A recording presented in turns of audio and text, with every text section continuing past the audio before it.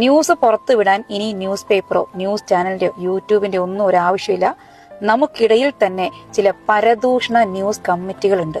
Yes, നിങ്ങളെക്കുറിച്ച് ആരെങ്കിലും മോശമായി ഇവരോട് പറഞ്ഞിട്ടുണ്ടെങ്കിൽ അത് ശരിയാണോ തെറ്റാണോ എന്ന് പോലും അന്വേഷിക്കാതെ, നിങ്ങളോട് പോലും അതിനെക്കുറിച്ച് അന്വേഷിക്കാതെ 100 പേരെ അറിയിക്കുന്ന ചില ആളുകൾ. അതെ, ഇവരെന്തിനാണ് ഇങ്ങനെ ചെയ്യുന്നത്? നിങ്ങളോടുള്ള അടങ്ങാത്ത കുശുമ്പ്, അസൂയ, നിങ്ങളെങ്ങനെയും നശിച്ചു കാണണം എന്നുള്ള ഉള്ളിനുള്ളിലുള്ള ആഗ്രഹം, അത് മാത്രമാണ്. പിന്നെ ഇവർക്ക് ഈ പരദൂഷണം എന്ന് പറഞ്ഞാൽ ഒരു തരം ലഹരിയാണ്. അത് കിട്ടിയില്ലെങ്കിൽ ഒരു ബുദ്ധിമുട്ടുണ്ട്. Yes, some kind of sadist. ഇത് നമ്മുടെ സുഹൃത്തുക്കളാകാം, അല്ലെങ്കിൽ അടുത്ത ബന്ധുക്കള്, അങ്കിളാവാം, ആന്റി ആവാം, ഇനി പ്രൊഫഷണൽസ്, ഡോക്ടേഴ്സ് ഒക്കെ ഉണ്ട് കേട്ടോ ഈ കൂട്ടത്തില്. എന്തെങ്കിലും നല്ലതറിഞ്ഞാൽ അത് ആരോടും പറയില്ല. പക്ഷെ ഇതൊക്കെയാണെങ്കിൽ എല്ലാവരെയും അറിയിക്കാൻ ഒരു ഇൻട്രസ്റ്റ് ഉണ്ട്. നമ്മളെ കാണുമ്പോൾ ഭയങ്കര സ്നേഹം, ഭയങ്കരമായിട്ടുള്ള അടുപ്പം കാണിക്കും. പക്ഷെ ഇതാണ് ഇവരുടെ ഉദ്ദേശം.